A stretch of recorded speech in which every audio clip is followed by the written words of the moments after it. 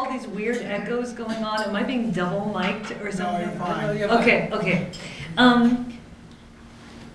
So at the most recent AAS, which I know some of you here attended, Judith Zeitlin referred to a recent trend in sinological studies. She called it deliberately anachronistic readings. In that category, she cited Kyle's interpretation of Xiaoyilou and Sharlo as science fiction, but she was responding specifically to Paisa Kuhlman's deployment of game studies to engage with Sanguo Yanyi, the Romance of the Three Kingdoms. Now that text is notoriously repetitive and stylistically clunky, and by all measures, it's not a very good novel. But perhaps it's the act of categorizing it as a novel that is itself flawed. So setting Sanguo Yanyi against some of the multiple video games it's inspired frees it from an approach that focuses on its shortcomings. So, there's not a lot of character development in Sanguo Yanyi. Interiority, complicated plot arcs, we all pretty much know what's going to happen in Sanguo Yanyi. And instead using database culture to consider both Sanguo Yanyi and its latter-day descendants, Kuhlman's is actually able to zero in on the way that both video games and so-called novel are powered by the reshuffling and reassembly of core elements in the same way that a database works. In other words, the very classification of Sanguo Yanyi as a novel, basically using the same tools to understand Dostoevsky, involves compromises whose long-term consequences are wide-ranging. So today I'm engaging in another of these deliberately anachronistic readings, whose goal is also to remove a body of materials from one disciplinary history, whose confines are such that the object of inquiry ends up looking like a long list of shortcomings, and instead thinking about other approaches so that we can actually really try to engage with some of the real and radical creativity of the late Ming. So I'm talking today mostly about a book that doesn't have a great reputation. I'll be talking mostly about Chuanxi Lu, aka Instructions for Practical Living, or the Records of Practice. You notice that I had to look at my screen to remember what the translations are, which was the main textual vehicle for the transmission of Wang Yangming's teachings. So Wang Yangming, or Wang Shouren, was of course the most celebrated proponent of Xingxue, the study of the mind. You all learned this in high school and college and again in graduate school, that Wang Yangming transformed a focus on innate goodness that we can find in the Mengzi into something that he called an innate moral sense. And also he taught that knowledge and action are one, 知行合一. Okay, so what I'm going to start with is really the idea, going back to Paisa's point, that if we call Sanguo Yanyi a novel, Sanguo Yanyi is not a very good novel. If we call Xingxue philosophy, it isn't very good philosophy. And in fact, when you read Chuanxi Lu and you're hoping for something like the Critique of Pure Reason, you're super disappointed. It is not going to live up to those particular demands. At the same time, fictional and dramatic texts of the late 17th century, let me call it the long 17th century, from the end of the 16th century into a few decades of the Qing, have always felt deeply, deeply philosophical to me, engaged with problems of the mind. And other scholars too have engaged with these texts in something like that way. So among others, Paulo Santangelo, Sophie Volpe, Lin Honglang, many others. And in reading plays and fictions as moral, critical acts of speculative imagination, I've often had the experience of giving a reading and then being told that I ought to tie what I just explained happened in a novel or a story or a play to the world of Daoxue. Wouldn't it be helpful to you if you could find this in Daoxue, is often the question that I'm asked. So Daoxue and Xingxue, these being the Chinese terms, obviously, for what we often call Neo-Confucianism, which is quite likely the ugliest word ever coined. So as scholars of late imperial China, we were all taught early on, as an article of faith almost, that the surge of interest in popular literature and vernacularity in the late 16th century had something, and maybe everything, to do with the spread and influence of Wang Yangming's ideas. So here is Andrew Plax gesturing toward the connection between the teachings of Wang Yangming and long fiction in particular.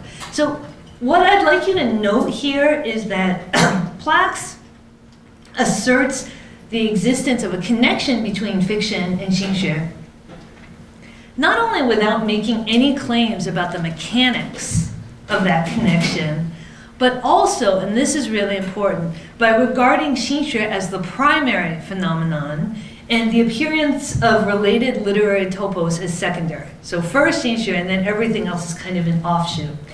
Now, this pattern repeats itself. Let me just see, I have it. This pattern repeats itself in the work of scholars in other fields too, because everyone is trying to struggle with how to understand the impact of Wang Yangming's teachings. So here is Cynthia Brokaw summarizing Inoue Susumo's groundbreaking study of publishing history, and also his use of Xingxue to explain the radical changes in late Ming print media. And I think all of us who work with late Ming print media recognize that something really amazing has changed. Something has happened. So Cynthia Brokaw summarizes Inoue's argument, and which is that Xingxue was, quote, the primary force that stimulated the publication both of works for a commoner audience and of texts well outside the range of the orthodox canon strictly defined.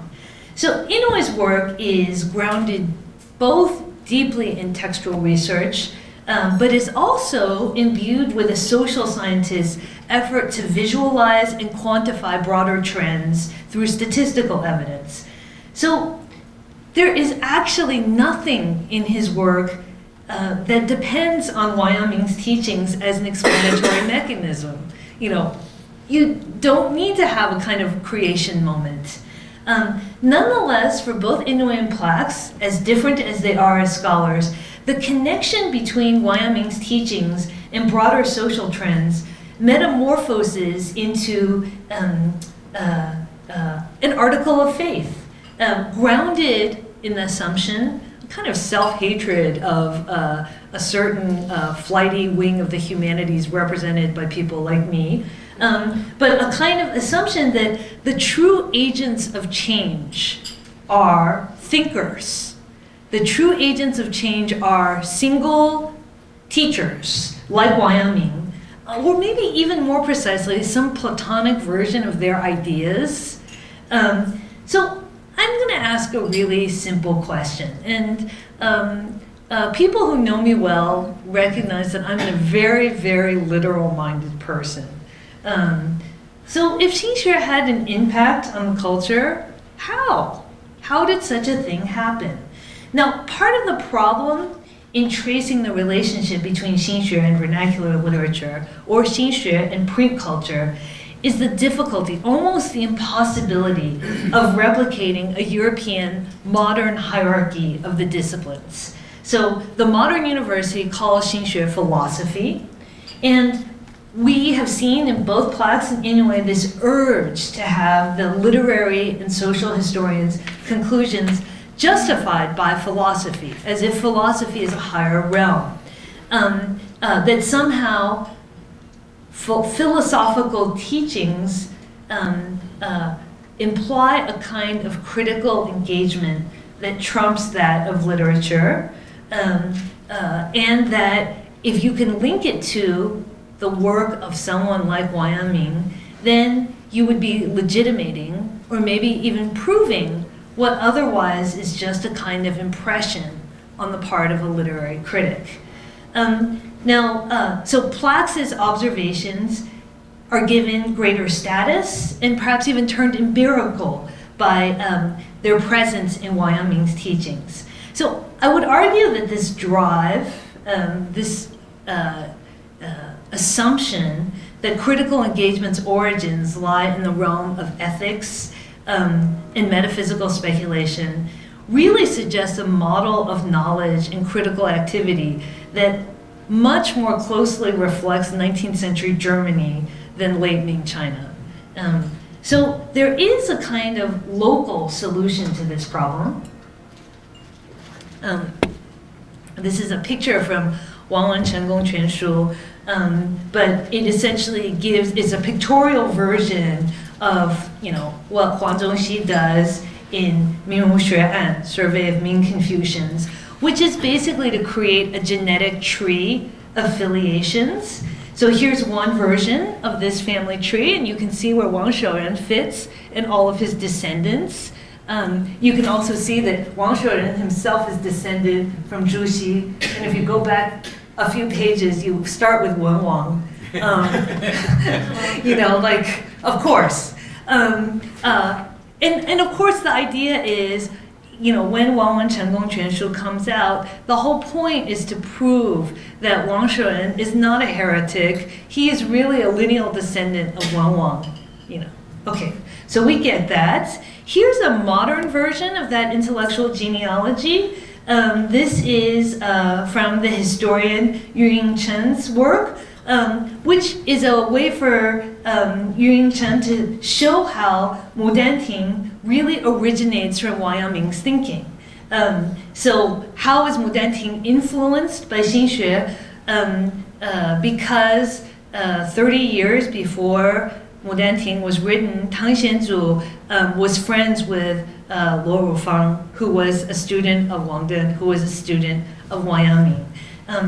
When I think about all the weird courses I took in college and that people would assume that everything that has happened since then is because of some course I took on I took a history of tuberculosis in 19th century America. I would hate to think that this is how you resolve all of your intellectual work for the whole rest of your life. So what does this prove other than a network? So what happens if instead of philosophy, we apply a kind of inquiry that ties scholars from the Han Dynasty to present-day sinologists? So we sinologists have been sorting out different editions for thousands of years. It's what we love to do. And I would like to consider the impact of Xinxue as, I think as at least some Ming people did, as a set of textual practices. So what happens if we just ditch the idea of philosophy? I think when you pick up Chuanxi Lu, it looks weird. It does not look the way you imagine it to look. It is a sui generis genre.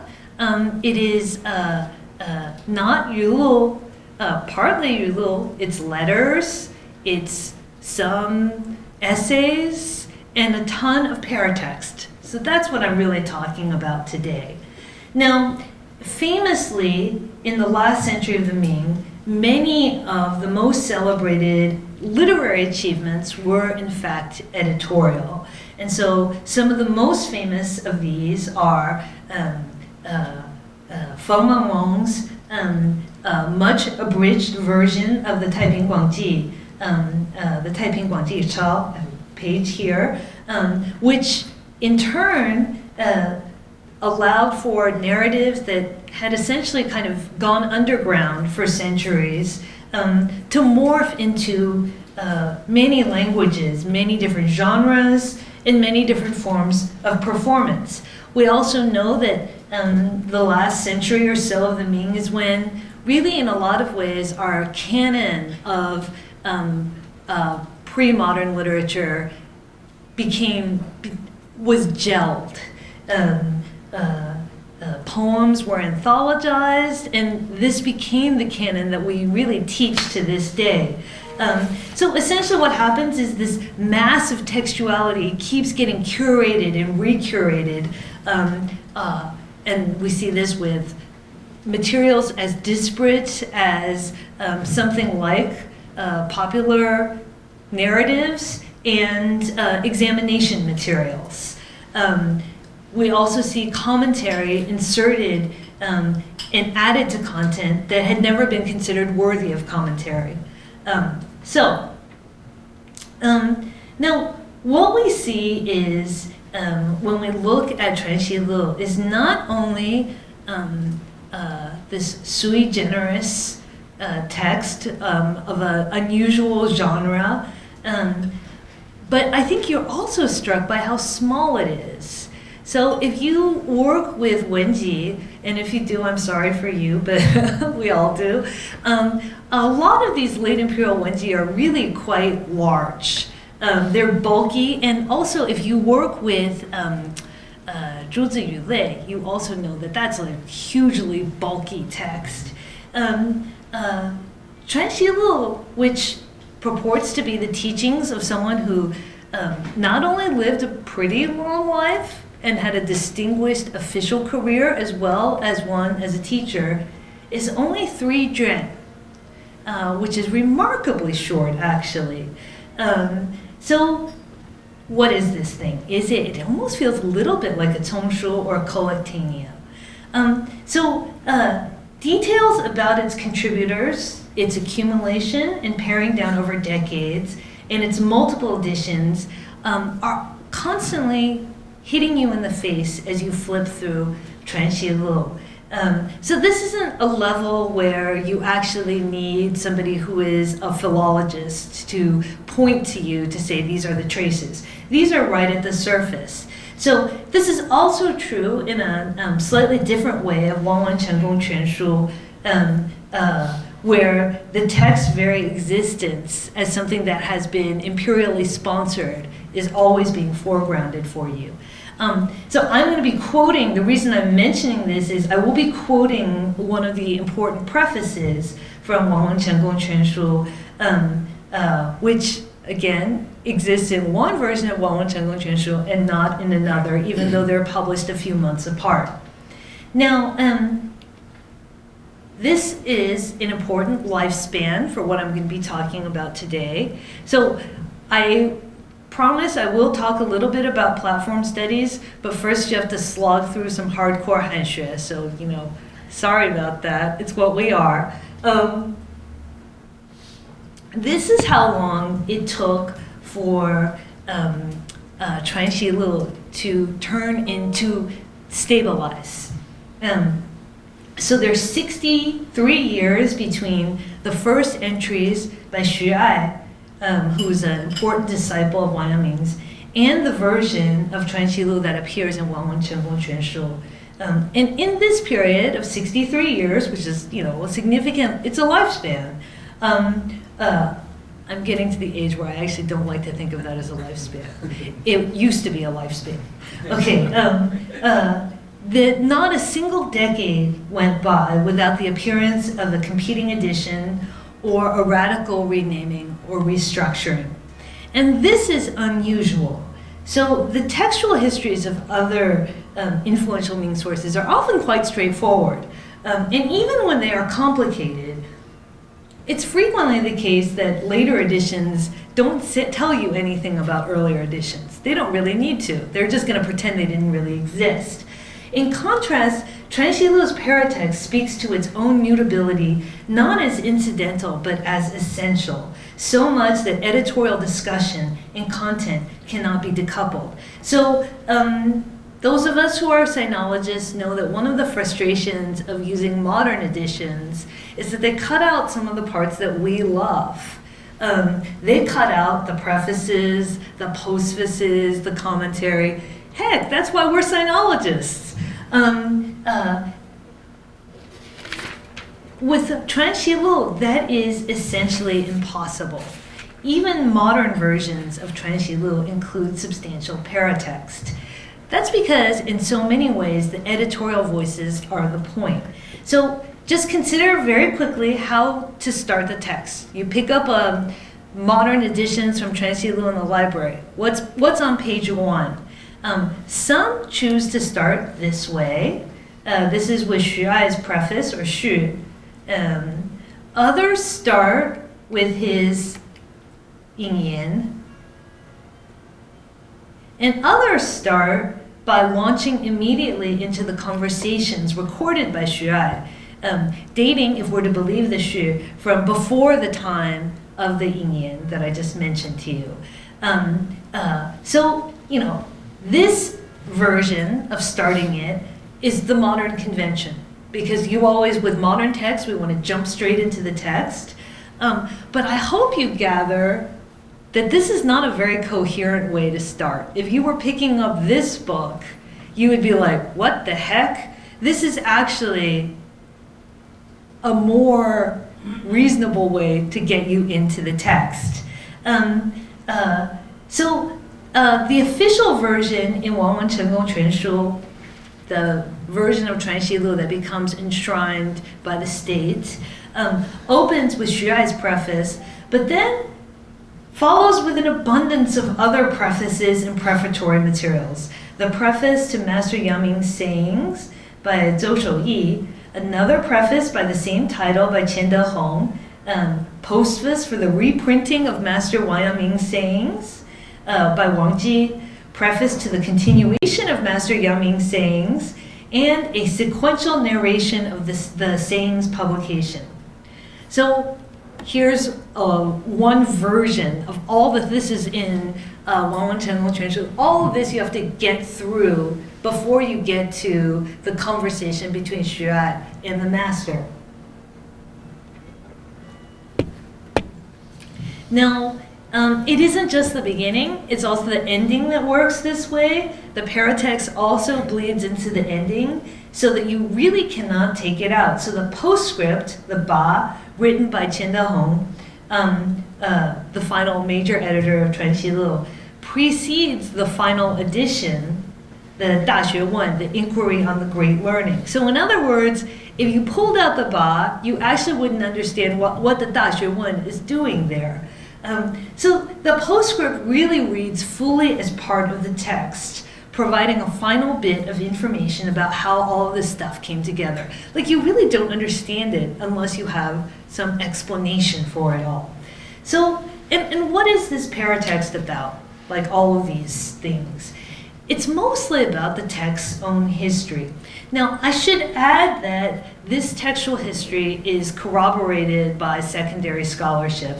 But in some ways, like, I'm not even that interested in the secondary scholarship, in the sense that you can figure all of this out, what I'm about to tell you, the kind of history of the text, just by reading the paratext that is part of the book. So in other words, the ordinary reader has to confront a textual history that is actually super, super messy. So in his postface, Qian Dehong explains the place of his own contributions. And you read this again and again to try to figure out what the heck he is explaining. So I'm going to try to lay it out fairly speedily. So at Wang Yangming's funeral, Qian Dehong and another student, Wang Wuzhong, sent out notices of the master's death to former students. And they also solicited some more sayings. And in 1555, a fellow student, Zhen Caihan, took these sayings, added some others that he had collected, and published them in Jingzhou under the name Yiyan. So there's a Wenluo, which is basically a Yuluo. Then there's this extra stuff. Qian Dehong read Yiyan and hated it. And so he called it repetitious. And so he edited it ruthlessly and renamed it Chuanxi Lu. Did my microphone just conk out? Still says it's on. He renamed it Chuanxi Lu, and then he had it printed, And in 1556, another classmate proposed that he expand the text. And so he gathered up stray materials. So, should I do anything or should I just talk loudly? I'm just going to talk loudly. Okay, I'm actually going to take this thing off then. I'm going to fly free. Does the other mic work at all? The standing one? Does this one work? Yeah. Okay, let's just do this one. Okay. Whoa. Maybe it is working. Maybe it is working. It is working. Okay. Okay. We don't know. Is it working? Yes. Okay. It's a discipline. Okay. Sorry. Okay. So Qin Hong himself became a disciple only after he read an early version of Chuanxi Lu, probably the 1517 imprint, whose contents Xue had been compiling in 1510. In some ways, I'm telling you this story to kind of overwhelm you with detail because you're reading along in this paratext and they keep overwhelming you with detail. So another disciple, Xue Kan, gathered together Xue's notes. Xue died very young, added notes of his own, added some conversations recorded by a third student, Lu Chen, and published the whole thing under the name Chuanxi Lu. In 1524, the text was reorganized again with a second te consisting of 8 letters. Another student, Nan Daji, chose these and had them published in Shaoxing. So here's this version. So at that point, Xue Kan's version had to be retitled to Chuke, the first printing of Chuanxi Lu. Nan Daji's was called Chuanxi Lu, continuation of Chuanxi Lu. These are all published during Wang Yangming's lifetime. Then Qin Dehong says he moved some of these letters to the Wenlu section and replaced one, etc., etc., etc. Even modern editions are extremely heterogeneous, with editors essentially having to still announce their presence. So this is what Qin Dehong says about what he is doing. So I want us just for a moment to look at what is going on in the 1570s and 1580s. Now, by the time you get into the first few decades of the Qing dynasty, some people think that Ming editors are a little bit free, messy. And this is some major late Ming messy we got here. So what was circulating in the 1570s and 1580s? So how many distinctly different texts were there all circulating under the title of Chuanxi Lu? This is me counting after reading the paratext. So in 1572, there are probably 4 books that are very different from each other, all with the title Chuanxi Lu. So there's one with no letters. There's one with the letters chosen by Nan Daji. There's one with some of the letters that Nan Daji chose, replaced by Qin Dehong. There's one with letters chosen by Qin Dehong with essays at the end. So 4 totally different books, all with the same title. And how many books with different titles were circulating that contained large portions of what in 1571 you would call the Chuanxi Lu? In other words, if you could just buy some other books and assemble those components to make your own Chuanxi Lu, I think that there are 6 that you could do this from. So there's Chuke Chuanxi Lu, Chuanxi Xu Lu, Wen Lu, Yi Yan, Xu Ke Chuanxi Lu, and of course the version in the Wang Wen Chengou Quanshu. Okay, so on the one hand, if you bought something called Chuanxi Lu, anything could be inside there. And on the other hand, if you wanted to create a version that looks like what's in Wang Wen Chengou Quanshu, you could assemble it yourself from other components. Okay, this is like a kind of, for people, it's a little bit messy, right? It's a lot messy. So this dizzying textual history has been understood by intellectual historians as conflict among cliques of students. What does this read to them as? The students were all fighting over the legacy of the master. And also, the Ming court was viciously factionalized. The Ming court was definitely viciously factionalized. The students definitely, some of them did not get along.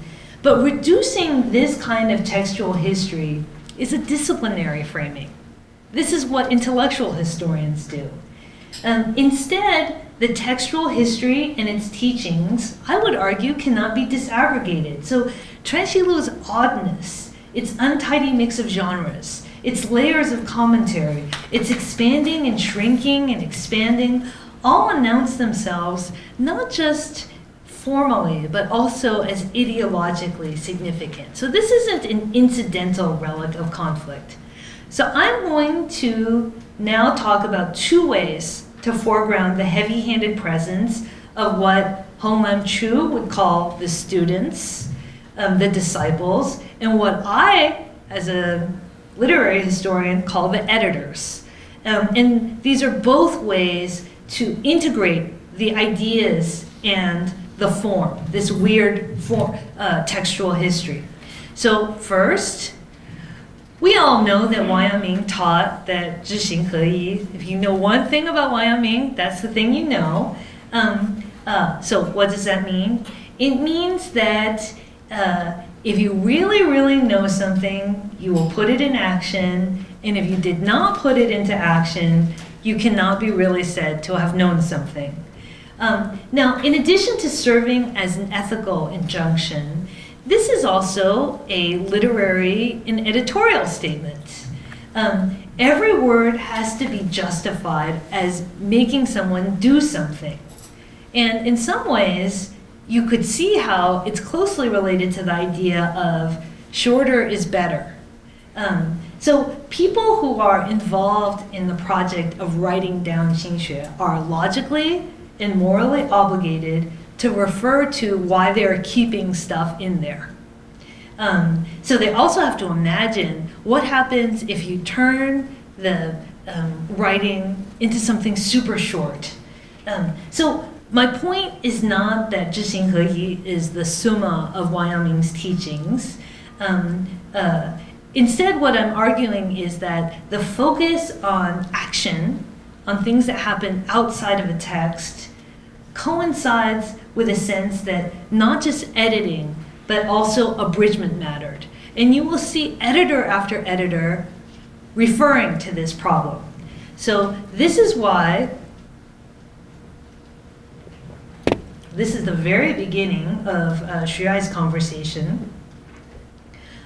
This is why the text advertises its own history of having been repeatedly edited, amended, supplemented, pared down, and reorganized. So the text has to advertise its own secondariness to the world of acts, which is kind of weird. The text has to advertise its own provisional, incomplete nature, because actually it's the Xing that matters more. So in the first Juan, which was printed when the master was actually only in his mid-40s, records conversations from the 1510s. A lot of what is being contested is how one transcribes not the words, not just the words, but the actual presence of a teacher who is still a vital, living human being. And also, consequently, retains editorial control over his own person. So you can see that if you are, I often feel like when students like quote me in their midterms, I actually dock them points because I was like, I think that's wrong, even though I said it. So anyway, that's more or less what is going on in some of this first dread. So the role that transcribed conversation assumes is specifically in contrast with the living person. So how the words are not the living person. So Xu Ai writes with pity. Xu Ai is Wang Yangming's Yanhui, and so he is sad for those of us who haven't had the chance to have contact with the living Wang Yangming. But nevertheless, even for people like us, or anyone who has not had contact with the real living Wang Yangming, the contact with the words is not necessarily good. So Wang Yangming scolds this student who is secretly civil Wang Yangming's words. And Wang Yangming explains that the words are not the point. The cure is the point. So 改化 is the point. And he also draws an analogy between haphazardly administering the same medicine to everyone and taking his words out of their original context. In other words, if you adhere too closely to a single treatment, it would be rare if you did not kill someone. So naturally, when Xu himself begins to record the master's words, someone says to him, "How dare you record the master's words? The master said you weren't supposed to record the master's words." And Xu says, when you talk like that, you're the one who adheres too closely to a single treatment. So in other words, the direct command not to record his sayings itself falls under the category of something that we should not adhere to too closely. So after all, didn't the master say that every saying of his had to be contextualized? Even his saying that you're not supposed to record my words? I have teenage children. This is the kind of logic I'm confronted with frequently. But this is a kind of specifically literary sophistication. You could actually deploy that you're being too literal infinitely. But the point is, do not take anything the master says literally, because the world outside the text always trumps the text, even when that text is the master's own words. So even for the master's words, it is what they cause people to do that is important. So Xu explains that one thing provides absolute, incontrovertible justification for recording the master even in his absence. So this is a quotation from the Luanyu. What Xu is arguing is that if his words cause action to take place, then the text will assume the position of mind in its relationship to action. In other words, that will justify the action's existence. So the text only exists to cause action. Now, each of the editorial revisions and additions that follow in Chuanxi Lu addresses directly this question of the text's provisional existence. So Chen Dehong explains that why he has included certain letters, because they cause people to do certain things. So each letter contains a doctrinal matter, but content is not what justifies their presence. What justifies their presence is that they cause people to act. So for a text not to exist, you can either not write it, or you can delete it. So deletion becomes a supremely important editorial act. And the editor takes on a very important role as well, because the stakes are high for this kind of writing. A failed version or superfluous material is not neutral. Even words that have worked are afterwards, as the master says, superfluities, 赘用. And then there are the words that have the power to do actual harm. It would be rare if you did not kill someone. So they're like value neutral or value negative. Now, once the master died, of course, the overall picture becomes more dire, because all of us are cut off from the first option, which is the living presence of the master. And instead, a new problematic arises for all the parts of the paratext that are written after Wang Yangming's death. So there's no more option of going to go see the teacher himself. The only option is words, no words. Now, we know the master's words are not an unmitigated good. We know that they are either superfluous or poisonous if they don't cause action. So writing that is just writing is bad. I think that's like pretty straightforward in the Xinxue teaching. This is how Xu Jie puts it in the 1572 preface to Wang Chengong Quanshu. So this is the bluntest version of the paradox of writing Xinxue. So Xu Jie makes it clear that writing's very existence is morally problematic. And in fact, writing's goal should be the ultimate self-annihilation of the text. So only a failed Xinxue text possesses an independent, separate existence. So I'll just read this important part here. For those who read it and live it out with their own self, the book and the self are one. But if people who regard the book as words, then the two remain two. Okay, here is the mathematical depiction of that statement.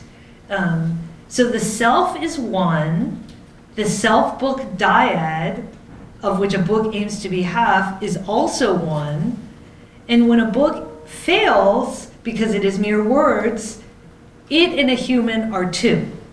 So if you do the math, like go back to like high school math, the book in its ideal form is 0, adding nothing to the equation. So every word has to prove itself as better than no word, while also aiming to be a non-word, one with the reader. So not only does such a book gain nothing from being longer, it might benefit from being radically cut. So how far down should we cut it? And in fact, there are hints of this in Wang Yangming's teaching. So at the end of his life, there are 4 sentences. There's 知行合一, there's the possibility that you could go down to 1 word. So this is Xu Jie again in his preface. Now, okay, he's writing this. This is somebody who's writing a preface to a 38-dren collection of 4,500 woodblock pages. It's like it's a lot of words, but he's saying, if you really get it, it's 1 word. And the single word edition would be better. Now, a book of Xinxue, as opposed to a spoken lecture, finds itself in a self-contradictory position. It has to articulate a poetics of uniting knowledge and action that needs to be staged through detailed explanations of its own editorial moves, through voicing decisions about how each word has been included or not included. Has anyone noticed that the emphasis is here on book production and not authorship? How can you produce a book that makes the argument that words and actions cannot be separated when a book, by its very nature, enacts the promise that a person and his knowledge can be decoupled? Isn't that why we buy books? So that we don't have to talk to people? By decouple, you're supposed to laugh at that, but a room full of scholars doesn't think that's funny. By decoupling person and knowledge, every book, by its very nature, opens the possibility of knowledge that isn't enacted. A book is by its very nature something that can be put on a shelf and forgotten. I just picked this up from the internet because this is basically what my whole life actually looks like. Books, you put them away somewhere and you forget them. That's actually what they are. And hey, you're probably thinking, this isn't about Xinxue, this is just about the proliferation of books. And if I know anything about the late Ming, that's what the late Ming is all about. So this imagined opposition between a teacher and a text, in which imprints circulate uncontrollably and take teaching over from teachers, this is precisely how the historian Joseph McDermott ventriloquizes one critique of the printed book as, quote, the embodiment of the impersonality of this knowledge. That is, it's divorced from a creator. And he isn't talking about Xinxue, but about the late Ming book trade. So what is this all about? Is what I've been telling you about Wang Chengong Quanshu and Chuanxi Lu, is that philosophy? Or is it technology? Or industry? So you waited a long time for this. This is the final part of this talk. This particular set of anxieties, and just to go back, this set of anxieties suggests to me a way in which Xinxue does not precede or anticipate the explosive impact of print culture, but instead is an active exploration of a technological frontier. All those factors that allowed for book production so speedy that editions must have seemed almost instantaneously responsive to change. Chuanxi Lu's form, its paratext, the way in which it displays its own history of accretion, deletion, and reorganization is also an engagement with technology in institutions. And I should say that this kind of explanation actually explains better the timeline. Back in the kind of Plax's explanation that there was Wang Yangming and then magic happened and people started writing long novels. Like, what did they do in between? There are a few decades when what's going on? In fact, the kind of, this textual history is a much more closely coincides with people writing about Wang Yangming. So this is where the field of platform studies suggests a fruitful approach. So platform studies treats the underlying computer systems that support creative work. Stay with me here. Platform studies proposes that we can't really understand creative work without a deep dive into technical understanding. Hence, monographs on the Atari video game console, which if you're my age, you used to think was the coolest thing in the world. How its specific engineering and programming shaped lasting genres of video gaming, that you can't see them as kind of ex nihilo acts of creativity. They're actually grounded in a very specific set of constraints. Other books have explored the impact of the Wii console. Now, necessarily, these studies, which involve both what the platform does and how the platform does it, which are constraints that are invisible to many viewers or users, necessarily involves the close inspection and analysis of the materiality of media. Two of platform studies' leading lights, Ian Bogost and Nick Montfort, propose that this kind of focus on the platform ameliorates what is otherwise a tendency on the part of cultural studies towards and I'll read this out loud because this is actually important, a strong, even overwhelming focus on matters of intangible human behavior and a weak, even dismissive attitude toward tangible objects.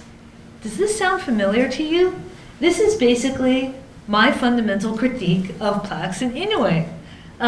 This is precisely where my investigation of Chuanxi Lu has pushed me, away from thinking of a single great thinker and his ideas spreading out like a light bulb in the darkness, or moving away from thinking of ideas as agents, and instead towards editorial practice and technologies of production, in which editions that are instantly responsive to changes can be imagined.